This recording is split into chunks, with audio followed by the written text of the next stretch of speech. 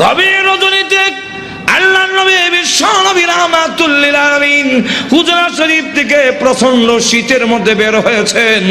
এমনি তাকায়া দেখে একজন বাঁকা হয়ে দাঁড়াইছে, সোজা হয়ে দাঁড়াতে পারে না, কাপড় এইভাবে ধরে রেখেছে।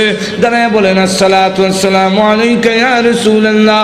আল্লাহ নবী বলেন, কে রে তুমি এত গভীর রজনীতে আমাকে সালাম দিচ্ছ? আল্লাহ নবী যেই মাত্র জিজ্ঞাসা করলেন, উনি ডাকতে, হুজুর আপনি কি আমাকে চিনতে পারেন নাই? আমি আব্দুল্লাহ। আল্লাহর নবী বলেন, কোন আব্দুল্লাহ? ওগো নবীজি, কিছুদিন আগে ইসলাম ধর্ম গ্রহণ করেছি। আমার নাম ছিল আব্দুল উজ্জা, আমি আপনার নামটা পরিবর্তন করে আব্দুল্লাহ রেখেছেন, আমি সেই আব্দুল্লাহ। বলেন, আমার আব্দুল্লাহ তো ধনী বাপ চাচা, তার বাপ চাচা ধনী ব্যবসায়ীর ছেলে, সকাল বিকাল কাপড় পরিবর্তন করে আসতো। আজকে তো দেখা যায় গায়ে কাপড় নাই, একটা কাপড়ের টুকরা পরিধান করা, সোজা হয়ে দাঁড়াতে পারে না, তার লজ্জাস্থান খালি হয়ে যায়, হাত দিয়ে ধরে রাখছে কোন রকমের কাপড়ের টুকরা। আল্লাহর নবী বলেন, আমার আব্দুল্লাহর এই অবস্থা কেন? শীতের মধ্যে তরতর করে কাঁপতেছে, কিন্তু কোনো কথা বলে না, কোনো ডাক দেয় না। নবী গো, অপেক্ষায় বসে আছি, কোন সময় আপনি বের হবেন। আপনার নুরানি চেহারা যদি এক নজর দেখতে পারি, তাহলে আমার অন্তরে আর কোনো দুঃখ থাকবে না। আল্লাহর নবী বলেন, কি হলো তোমার এই অবস্থা কেন? আব্দুল্লাহ, হুজুর আপনার দরবারে কেন আসা যাওয়া করি? আমার চাচা আমাকে বলেছেন বাড়ি ছেড়ে দিতে হবে, আর না হয় মুহাম্মদের দরবার ছেড়ে দিতে হবে। নবী গো, আমি ঘোষণা দিয়েছি, প্রয়োজন বুঝে আপনার বাড়ি কেন তাম পৃথিবী ছেড়ে দিতে পারি, কিন্তু একটি মুহূর্তের জন্য বিশ্ব নবীর দরবার আমি ছাড়তে পারবো না। আপনারা যে আমাকে বাড়ির থেকে বের করে দিয়েছে, বের হওয়ার সময় বললো কাপড় চোপড় গুলো দিয়ে যাও, এগুলো তো আমাদের। উদ্দেশ্য হইল আমি উলঙ্গ হয়ে গেলে এটা যাব না, লজ্জায় তখন ঘরে বসে থাকবো, আপনার দরবারে আসবো না। আমি তখন আমার চাচাকে জানিয়ে দিলাম, ওগো চাচা, কাপড় হারাতে পারি, ইজ্জত সম্মান হারাতে পারি, আমি সর্বহারা হতে পারি, কিন্তু আল্লাহর কসম ঈমান হারা এক মুহূর্তের জন্য হতে পারবো না।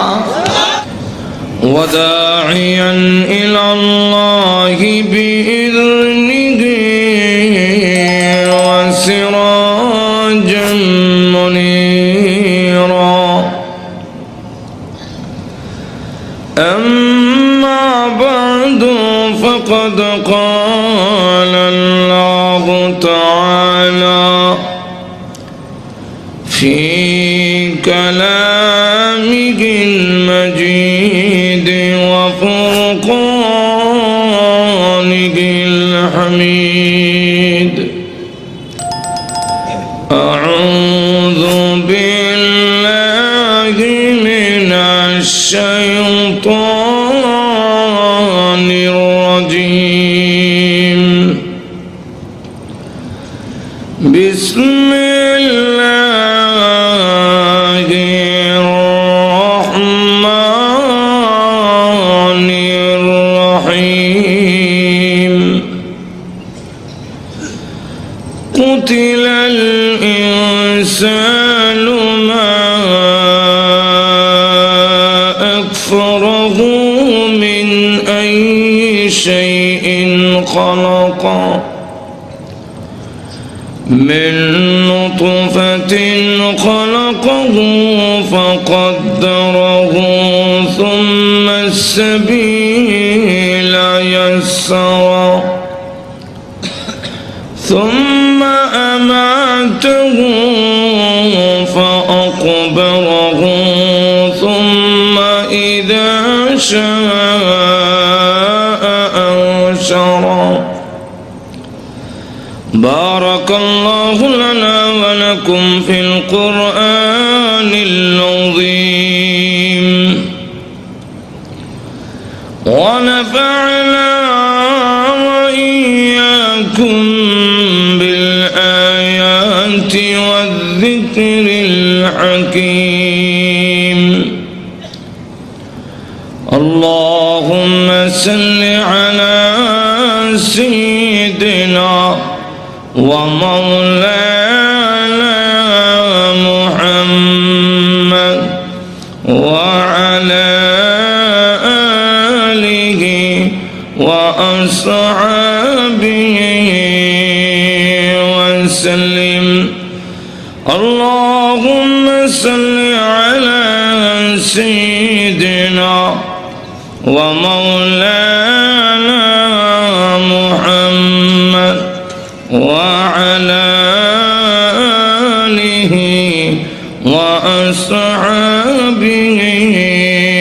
وسلم আজকের পবিত্র তাফসীরুল কোরআন মাহফিলের অত্যন্ত শ্রদ্ধেভাজন সভাপতি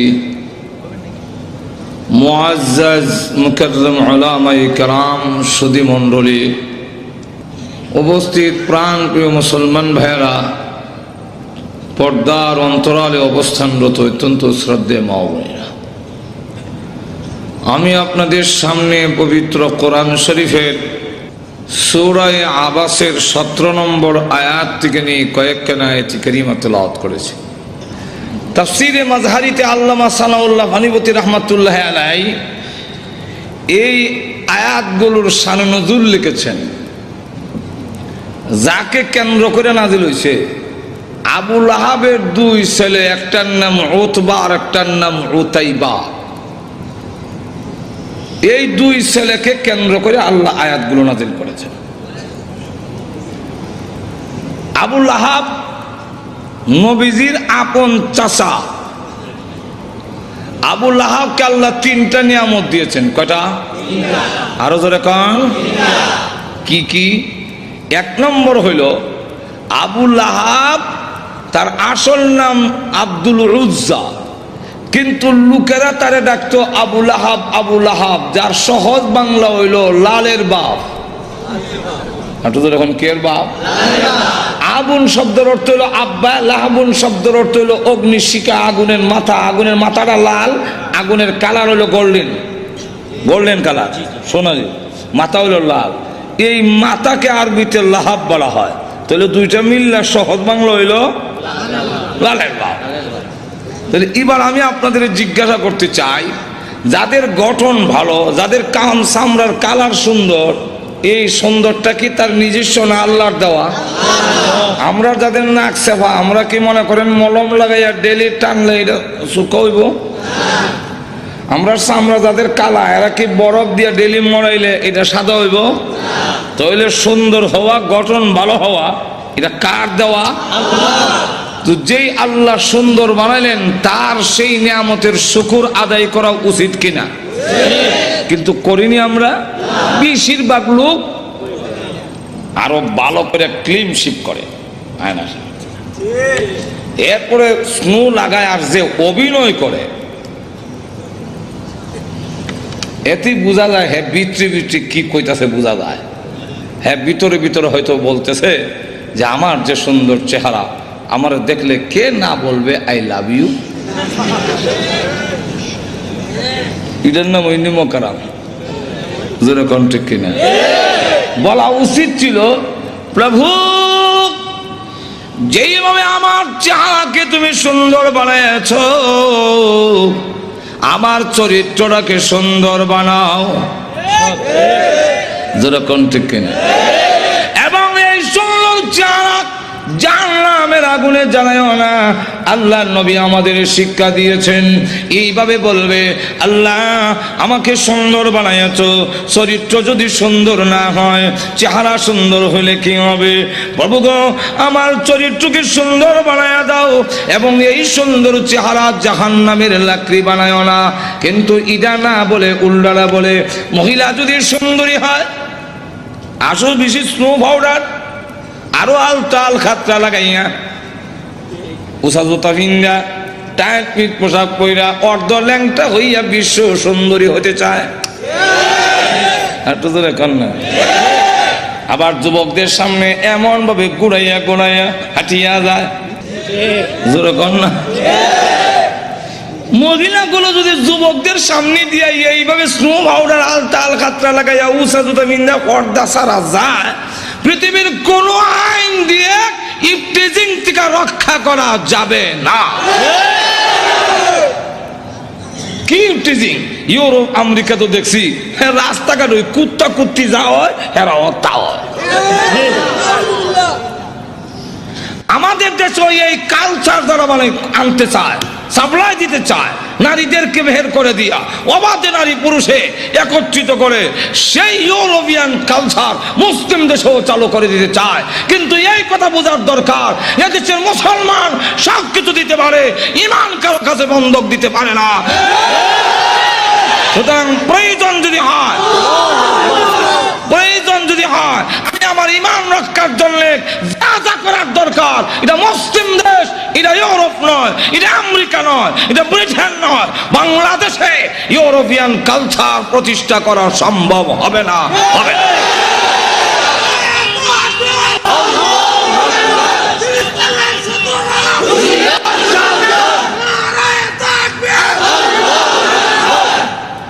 আল্লাহু আকবার। বিমানবন্দরে গেলে দেখবেন, রাস্তায় গেলে দেখবেন, আল্লাহ আমরা তো কোন রকমের চোখ নিচে দিকে আস্তাকুল্লাহ পড়লো, ভিতরে তো আজার গুতায়। ছায়া দেখ কি হইতেছে, ছায়া দেখ। বহুত কষ্ট করে কখন লাগে আস্তাকুল্লাহ আল্লাহ যাইতাম না, আল্লাহ যাইতাম না দুজন হাজার এখন ঠিক। তাইলে মহিলারা যদি এইভাবে যায় এটা ইফটিজিং হইবই। এই ইফটিজিং যাতে না হতে পারে এই কারণে নারীকে অবরোধের জন্য পর্দা দেওয়া হয় নাই।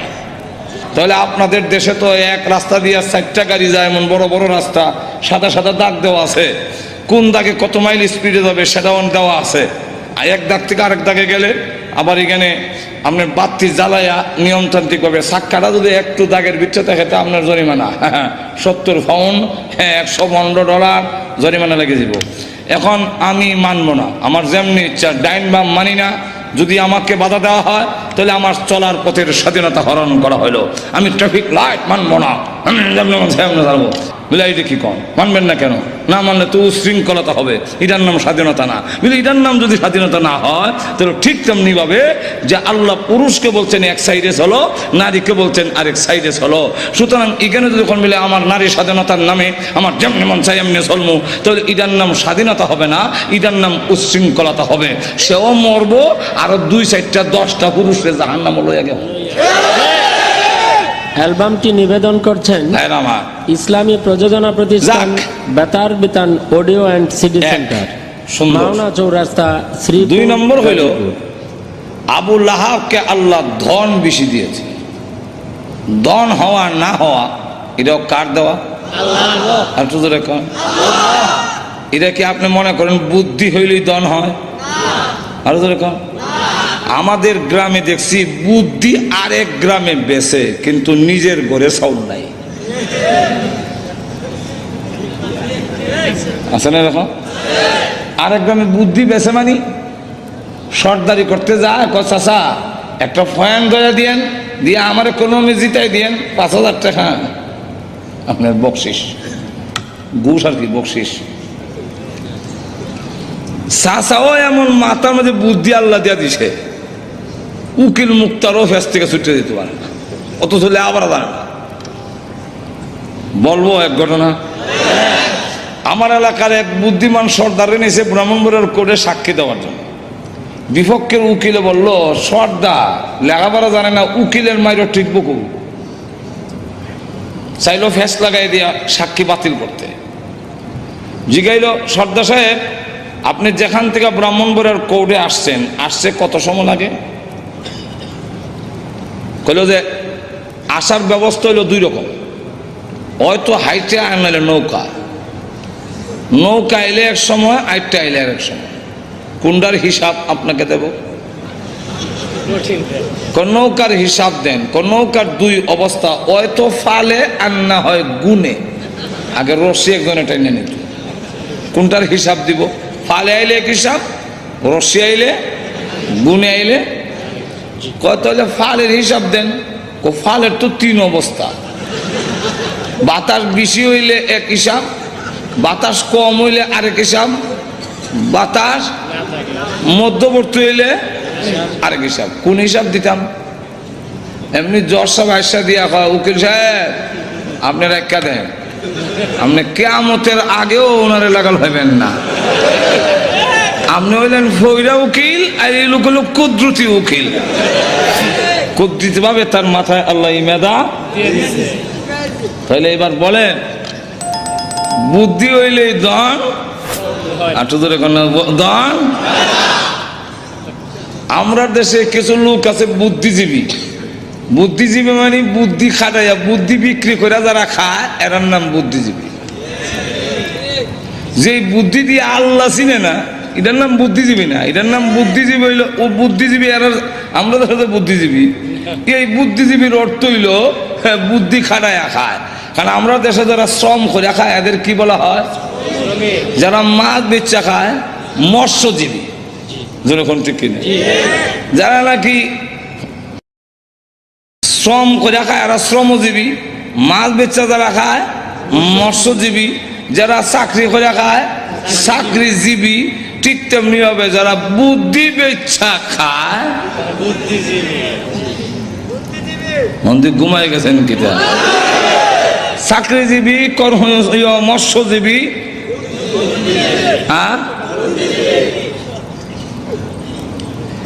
এই বুদ্ধি খাটাইয়া খাইলেই তাদের আমরা বুদ্ধিজীবী বলি না, এরকম বুদ্ধি খাটাইয়া বিলাইও খায় তো বিলাইও বুদ্ধিজীবী। কেমনে? আপনার মাছ বাজি বেগম সব কইরা ডাঙ্গা দিয়ে থইছে, দরজা বন্ধ, উপর দিয়া যে রাস্তা আছে, বিড়াল কিন্তু ওইটা দিয়ে ঢুকছে, ঢুকা ঘরের ভিতর ঢুককেই সে এটা হামলা দেয় না। একটু অপেক্ষা করে মাথা ঘুরাইয়া দেহে আমার আগমনের ঠার পাইল কিনা।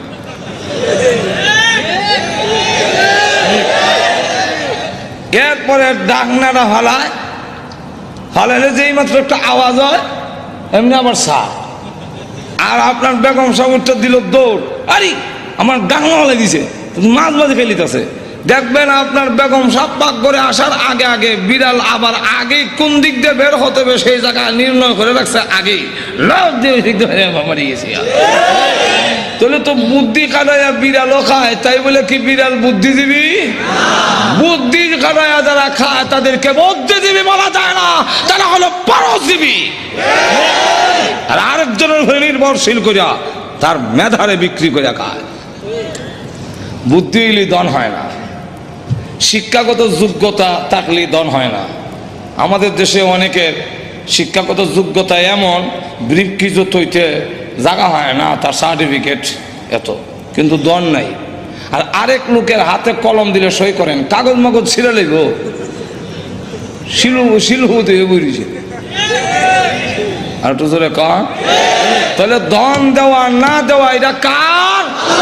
আরো জোরে আওয়াজ দিয়ে বলেন। আয়াত কোনের টাইম নেই, আল্লাহ কুরআনে বলছেন ইন্নাল্লাহা ইয়াবসুতুর রিজকা লিমান ইয়াশাউ ওয়া ইয়াকদির। আল্লাহ বলেন আমি যাকে ইচ্ছা তার রিজিক প্রশস্ত করে দেই, আর যাকে ইচ্ছা রিজিক সংকীর্ণ করে দেয়। জোরে কোন ঠিক কিনা? তো যাদেরকে আল্লাহ দন দিয়েছেন তাদের উচিত কিনা আল্লাহ এই দন দেওয়ার শুকর আদায় করা? আর তো জোরে কন। বেশিরভাগ লোক করে না, বেশিরভাগ লোক করে না। গেল দুই, কটা গেল? দুইটা। তিন নম্বরটা হইল আওলাদ হওয়া না হওয়া, এটাও কিন্তু আমাদের ক্ষমতা নয়, এটা কার? আরো যেরকম আমাদের দেশের বার্থ কন্ট্রোল, জন্ম নিয়ন্ত্রণ, বলে জন্ম নিয়ন্ত্রণ করবো, বার্থ কন্ট্রোল, দুটি সন্তানই। আমি বললাম কিতা যথেষ্ট, আর যে কিছু কইলেন না। আপনার ইজ্জত নষ্ট করার জন্য যদি হয়ে থাকে তাহলে একটাই যথেষ্ট। আর একটু জোরে কন। আরে ভাই মানুষ করতে পারবেন না, তাহলে মানুষ করার কি কারিগর আপনি নিজে? আর একটু জোরে কন। আমাদের দেশের অনেক শিল্পপতি আছে, তার বাচ্চারা খাওয়াইতে খাওয়াইতে পোল্ট্রি মুরগের লাগান শ্বাস খাওয়াইতে পারে না এমন হয়, কিন্তু মাথার মধ্যে গোবর ছাড়া কিছু নেই। 7 বার হরাইলেও 1 চবক করে না। আর অনেক লোক আছে এক ওয়াক্ত খাওয়াইলে আর এক ওয়াক্ত খাওয়াইতে পারে না, তার বাচ্চাকে ভালো খাওয়ান দিতে পারে না, কিন্তু 1 চবক শিখাইলে 7 চবক শিখে ফেলে।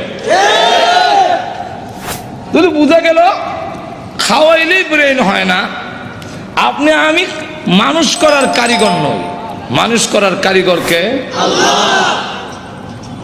আল্লাহ যাদেরকে আওলাদ বেশি দিয়েছেন তাদের জন্য উচিত আল্লাহর শুকর আদায় করা। আবুল হাবকে দিয়েছেন আল্লাহ রাব্বুল আলামিন যখন তার বিশ্ব নবীকে বললেন, আগো নবীজি এবার মানুষের সামনে তুলে ধরুন লা ইলাহা ইল্লাল্লাহু মুহাম্মাদুর রাসূলুল্লাহ, আমি আল্লাহ ছাড়া কোনো মাবুদ নাই। আবুল আহাব, যে আবুল আহাবকে আল্লাহ দম দিয়েছেন, যে আবুল আহাবকে আল্লাহ রাব্বুল আলামিন মাল দিয়েছেন, সেই আবুল আহাব দুনো হাতে পাথর নিয়ে আল্লাহ নবীর সামনে এসে বলেন, ওগো মুহাম্মদ আপনার আল্লাহ টাল্লাহর কথা আমরা মানি না। জোরে কোন নাউজুবিল্লাহ। আপনার আল্লাহ টাল্লাহর কথা মানি না, মানি না আমরা আপনার আল্লাহর কথা। এই কথা বলে নবীজি যখন পাথর মারতে গেল, আল্লাহ রাব্বুল আলামিন তখন ডাক দিয়ে বলেন, ওগো নবীজি আপনার বিরুদ্ধে আসে নাই, বরং আমি আল্লাহর বিরুদ্ধে এসেছে। অত বড় নিমক কারাম আল্লাহ তার নবীর পক্ষ থেকে জবাব দিয়ে দিলেন। আর যখন আবু লাহাব বলল, তাব্বান লাকা আলি হাযা জামাতানা, তুমি ধ্বংস হও, এই কারণে কি তুমি আমাদেরকে এখানে একত্রিত করেছিলে? আল্লাহ তার জবাবে বলেন, তাব্বাত ইয়াদা আবি লাহাব, আবু লাহাবের দুনো হাত ধ্বংস হও। আর তো জোরে কর না। যেই মাত্র এই আয়াত নাযিল হয়েছে, আবু লাহাবের দুনো হাত ধ্বংস এবং ওয়াতাব্বা ধ্বংস হয়ে গিয়েছে। মা আগনা আনহু মালুহু ওয়া মা কাসাবা, আবু লাহাবের মাল আওলাদ একটাও কাজে আসে নাই, কাজে আসবেও না। আল্লাহ রাব্বুল আলামিন আরো বলেন, সায়াসলা নারান যাতা লাহাবিন ওয়া ইমরাআতুহু, আল্লাহ রাব্বুল আলামিন বলেন অচিরেই আবু লাহাব এবং আবু লাহাবের স্ত্রী দুজন শিখাময় আগুনের জাহান্নামের আগুনে প্রবেশ করবে। এই আয়াত নাযিল হওয়ার পরে প্রশ্ন হইতে পারে, আবু লাহাবের স্ত্রীর কথা উম্মে জামিলের কথা কেন আনলো? মহিলার কি দোষ? মহিলার কথা উল্লেখ করেছেন হাম্মালাতুল হাতাব। আল্লাহ রাব্বুল আলামিন বলেন, ওই মহিলাটাও কি কারণ জানেননি? হাম্মালাতুন বহন করনেওয়ালি, হাতাবা অর্থ হইল, মুফাসসিরিনে কালাম এর সাথে দুইটা ব্যাখ্যার মিল রেখে মুফাসসিরিনে কালাম বলেন, একটা ব্যাখ্যা হইল লাকড়ি আর একটা ব্যাখ্যা হইল সুগুল করি। ওই আবু লাহাবের স্ত্রী গড়ে গড়ে হেঁটে গিয়া বলে, তোমরা কারা গো? মুহাম্মদ আমাদের ভাতিজা এবং আমার বিয়াই, আমি তার সম্পর্কে ভালো করে জানি, তোমরা তার কাছে যাইও না, সে পাগল, তার কাছে তোমরা যাইবা না। আল্লাহর নবীর বিরুদ্ধে গড়ে হেঁটে হেঁটে গিয়া বলে, মুহাম্মদ পাগল, তার কাছে যাইও না।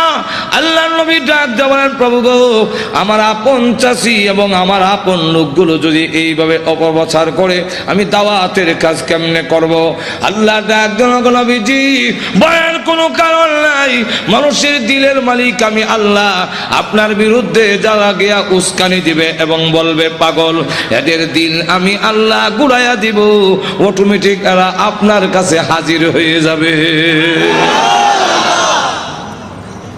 ঠিকই দেখা গেল, যাদের কাছে গিয়া বলে মোহাম্মদ পাগল, মোহাম্মদ পাগল, বলে হ্যাঁ, তুই বড় বড় নেত্রী নামছে কেন? নেত্রী নামছে কেন? এতে বোঝা যায় পাগল ও ছোট পাগল না, অনেক বড় পাগল, অসাধারণ পাগল। চলো একটু পাগলটা দেখে আসি। পাগল দেখতে এসে দেখা দেখা আল্লাহর নবীর নুরানি চেহারা এত সুন্দর, খানায় কাবার সামনে দাঁড়ায় কোরআন শরীফ পড়ে, নবীজির চেহারার আলোতে কাবা ঘরের দেওয়াল আলোকিত হয়ে গেছে। না, এই সুন্দর চেহারার লোক কোনোদিন পাগল হতে পারে না। আবার কি জানে পড়ে একটু শুনি, নবীজির কোরআন তেলাওয়াত এত মধুর তেলাওয়াত, শুনি না কই না, এই তেলাওয়াত কোনো পাগলের হইতে পারে না। والشمس وضحاها والقمر إذا تلاها والنهار إذا جلاها والليل إذا يغشاها পিছন থেকে তারা কর এই লোক কোনদিন পাগল হতে পারে না, তিনি আল্লাহর পয়গম্বর, কালিমা পড়ে মুসলমান হয়ে গেছে। তো উম্মে জামিল সে বদনাম করে আল্লাহর নবীর বিরুদ্ধে এবং লাকড়ি এনে প্রতিবন্ধকতা সৃষ্টি করে, যখন বাধা দেয় এই অবস্থায় আল্লাহ রাব্বুল আলামিন বলেন আবুল আহাবের স্ত্রীও জাহান্নামের ভিতরে প্রবেশ করবে। যেই মাত্র এই আয়াত নাজিল হয়েছে তখন আবুল আহাবের স্ত্রীও হাতের মধ্যে পাথর নিয়ে কোমর ও কাপড় বেঁধে রসুলের উপরে হামলা করার জন্য খানায় কাবার দিকে যখন ধাবিত হচ্ছে, আবু বকর সিদ্দিক বলেন ইয়া রাসূলুল্লাহ, ওই দেখেন আপনার চাষিও বিয়াইও উম্মে জামিল হাতের মধ্যে পাথর, কোমরের মধ্যে কাপড় বান্ধা, এতে বোঝা যায় মহিলা হামলা করবে। একজন মহিলা যদি হামলা করে ইজ্জত আর তাহে কই অগণবীজি। আবার উনি আপনার মুরব্বী, ওনার ধাক্কা দেওয়া তো যাবে না। আর মহিলা তো এমন এক জিনিস, এমন বিপজ্জনক, ধাক্কা যদি দেন ফিরে বেরলে গা বিপদটা তো আপনার উপর বলবে।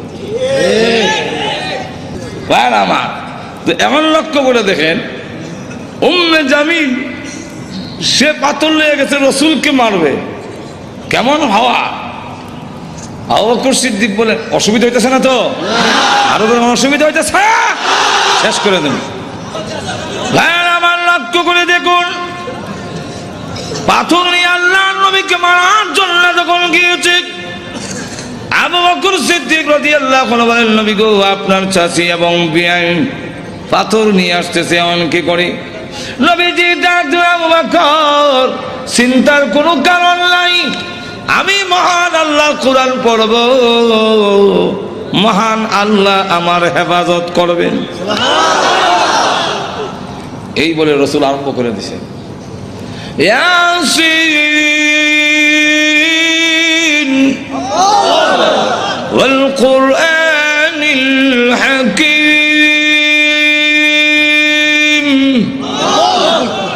উম্মে জামিল কাছে গিয়া কয়, এ আবু বকর, একা একা বসে রইছ, তোমার সাথী মোহাম্মদ কই আজকে? আবু বকর সিদ্দিক রাদিয়াল্লাহু আনহু বলেন আমি দেখি আমার পাশে বইয়া কোরআন শরীফ পড়তেছে, নবী দেখতেছি আর কানে শুনতেছি। মহিলা জিগায় মোহাম্মদ কৌ, তা তো বোঝা যায় দেখে না, দেখে না যখন আমি কইলাম কি? উম্মে জামিল হুমকি দেয়, তার ভাগ্য ভালো, তার কপাল ভালো, পাইলাম না, লুকাইয়ে গেছে, লুকাইয়ে গেছে, পাইলাম না, ভাগ্য ভালো। আর না আন্দাজ পাইছে না আমার ডাবল হওয়ার, ডাবল হওয়ার মানে দেশ যারা চালায়, এক সর্দারের বউ আমি, আরেক সর্দারের কন্যা। আবু জাহেল আমার বাপ, আবুল আহাব আমার স্বামী, আর ভেঙে ফেললো। ডাবল হওয়া, ডাবল হওয়ার কেমন হইল? সব তোর ভেঙে কোয়া যায় না, বিপদ তো আছে। আমার ডাবল হওয়ার পাইলাম না, তার ভাগ্য বালা। আবু বকর সিদ্দিক বলেন আমি দেখি, তুই দেখস না হিরো, বুঝলাম না। নিবেদন করছেন ইসলামী প্রযোজনা প্রতিষ্ঠান Betar Bitan audio and CD. সে যখন চলে গেল আবু বকর সিদ্দিক বলেন হুজুর আমি দেখি, সে দেখলো না কেন? আল্লাহর নবী বলেন আবু বকর তুমি কি কোরআন শরীফ পড়ো না? আল্লাহ রাব্বুল আলামিন আগে আমাকে জানায়া দিয়েছেন ওয়া ইযা ক্বারা'তা